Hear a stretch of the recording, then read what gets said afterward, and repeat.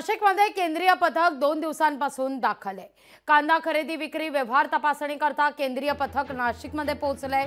नाशिक जिल्हा बँकेत एफपीओच्या प्रतिनिधींसोबत सध्या बैठक सुरू आहे। केंद्रीय पथकात 4 मंत्रालयाचे प्रतिनिधी असल्याची प्राथमिक माहिती समोर आली आहे।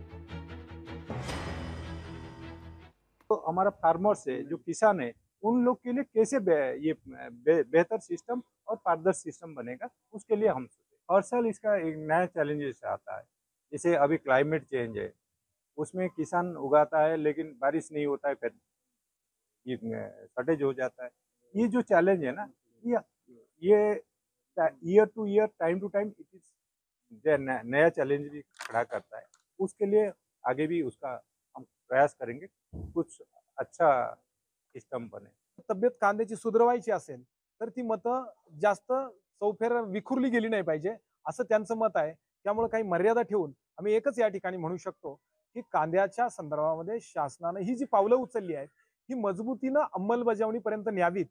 आता कांद्याचे दर चांगले आहेत तर शासनाने कांद्याच्या दरावरती लक्ष, दर चांगले आहेत या दृष्टीने करावं अशी सूचना सगळ्या शेतकऱ्यांनी केली। शेतकऱ्यांनी असंही सांगितलंय की नाफेड मदतीसाठी यायचं, आता नाफेड संकट वाटू लागलंय, त्यामुळे संकट की मदत हे केंद्र शासनाने ठरवावं अशा सूचना या ठिकाणी सगळ्या शेतकऱ्यांनी केलेल्या आहेत।